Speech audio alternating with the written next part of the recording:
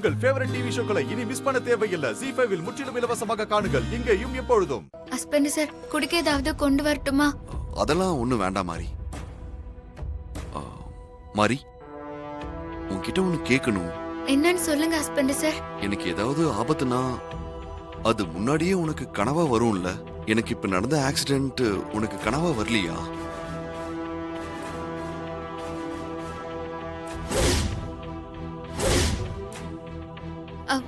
இல்ல husband sir, எனக்கு அப்படி எதுவுமே கனவு வரல. இது மட்டும் இல்ல ஹஸ்பண்ட் சார், நீங்க வீட்ல இருந்து ஆபீஸ்க்கு கிளம்பி போனதுக்கு அப்புறம் ஸ்ரீஜா புடவையில நெருப்பு புடிச்சு எரிஞ்சிச்சு.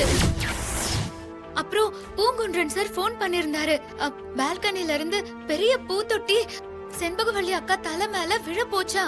அப்புறம் பூங்குன்றன் சார் தான் செண்பகவல்லி அக்காவை காப்பாத்திருக்காரு. இந்த விஷயம் கூட எனக்கு கனவா வரல. அது ஏன்னு தெரியல. சரி சரி மாறி விடு, நீ அதை நினைச்சு டென்ஷன் ஆகாத. முதல்ல நான் கொஞ்சம் ரெஸ்ட் எடுக்கிறேன்.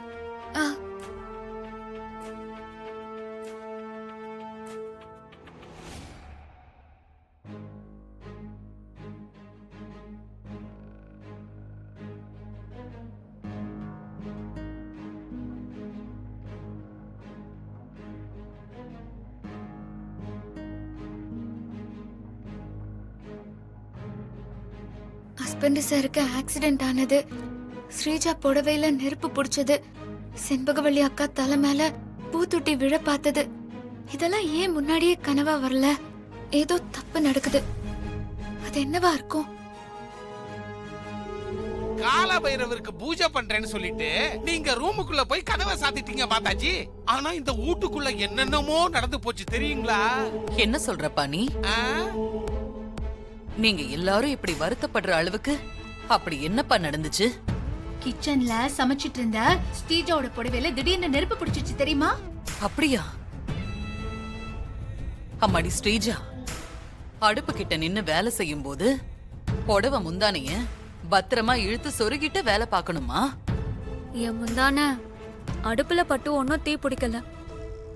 கீழே தொங்கிட்டு இருந்த முந்தானையில எப்படி தீ பிடிச்சதுன்னு தெரியல. நல்ல வேலை, ஸ்ரீஜா புடவையில நெருப்பு பிடிச்சத நான் தான் பார்த்தேன். சத்தம் போட்டு மாறி வந்து தீ அணைச்சிட்டா. நான் மட்டும் பார்க்காம இருந்திருந்தா ஸ்ரீஜா நிலைமை என்ன ஆயிருந்திருக்கும்? விக்கெட் போயிருக்கும்.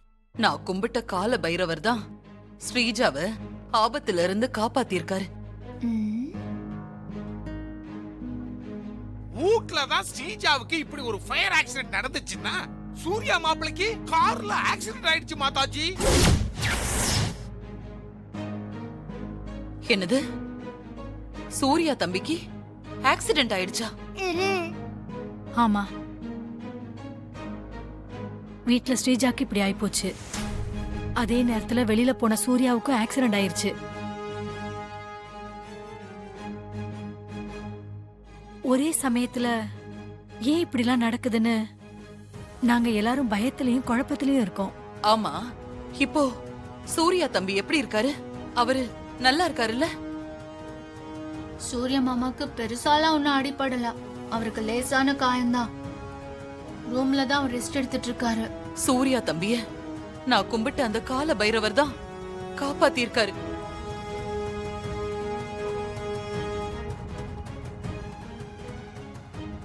ஆமா, நீங்க எல்லாரும் இங்க இருக்கீங்க. மாரிய காணமே. மாரி எங்க?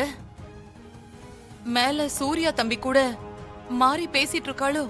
மாதாஜி, மாரியும் உங்களை போலதான் பூஜை புனஸ்காரம்னு தெய்வ நம்பிக்கை ரொம்ப அதிகம். பெரிய பக்திமான்.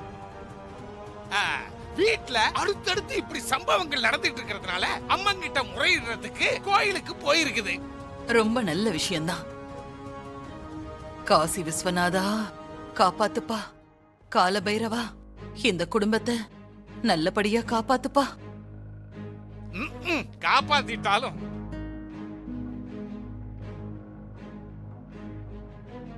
சரி, நான் கோயிலுக்கு போயிட்டு வரேன்.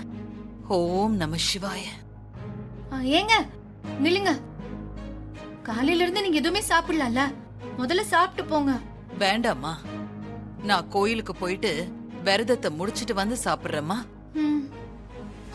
ஆமா, இங்க பக்கத்துல சிவன் கோயில் எங்க இருக்கு? மாதாஜி நேரா போங்க, லெஃப்ட்ல திரும்புங்க. பரதேசிங்க எல்லாம் அலைஞ்சிட்டு இருப்பானுவ. பக்கத்துல தான் சிவன் கோயில் இருக்குது, போங்க. வடபழனி முருகன் கோயில் பக்கத்துல தான் இருக்கு. நீங்க யார்கிட்டயாவது கேட்டா அவங்க சொல்லிடுவாங்களே. ஓ சரி, நான் போயிட்டு வந்துடுறேன். நீங்க யாரும் பயப்பட வேண்டாம், எல்லாரும் தைரியமா இருங்க.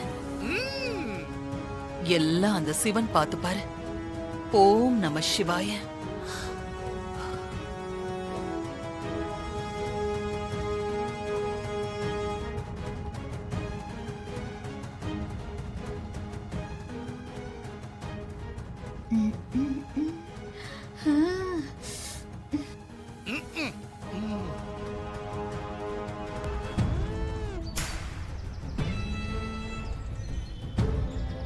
இது உனக்கு சோதனை காலம் மாறி. என்ன சாமி சொல்றீங்க? பின்னாடி நடக்க போறத முன்னாடி உனக்கு கனவா காட்டுற அந்த அபூர்வ சக்திக்கு ஆபத்து ஏற்பட்டிருக்கு. ஏதோ தப்பா இருக்குன்னு உன் மனசுல தோன்றது ரொம்ப சரிதான். உன்னோட இந்த அபூர்வ சக்திய தீய சக்தி உதவியோட உனக்கு எதிரானவங்க கட்டி போட்டிருக்காங்க. அதனால தான் உனக்கு முன்னெச்சரிக்கை கனவு வரல.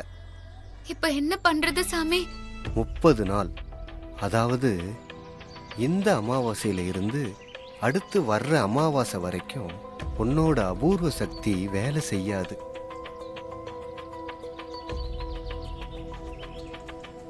இந்த நாட்கள்ல நீ ரொம்பவும் எச்சரிக்கையா இருக்கணும்.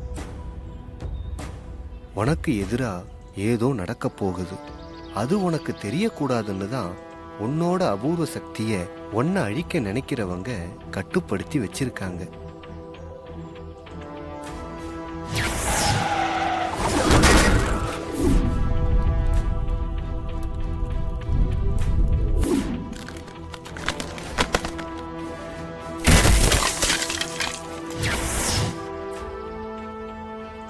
உன் அபூர்வ சக்தியை கட்டி வச்சிருக்கிற இந்த நாட்கள்ல நீ ரொம்ப எச்சரிக்கையா இருக்கணும் மாதிரி.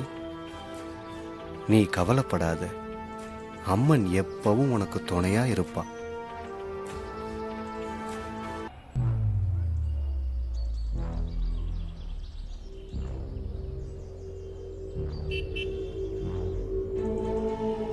சக்தி வாய்ந்த இந்த அம்மன் குங்குமத்தை விட பெரிய சக்தி இந்த உலகத்துல வேற எதுவும் கிடையாது. இத கையில எப்பவும் வச்சுக்க, அப்பப்ப நெத்தியிலையும் வச்சுக்க. இந்த குங்குமம் உன்னை காப்பாத்தும். நல்லதே நடக்கும். அம்மன் உனக்கு துணையா இருப்பா. பாரத்தை அம்மன் மேல இறக்கி வச்சிடு, அம்மன் பார்த்துக்குவா. சரிங்க சாமி, போயிட்டு வரேன்.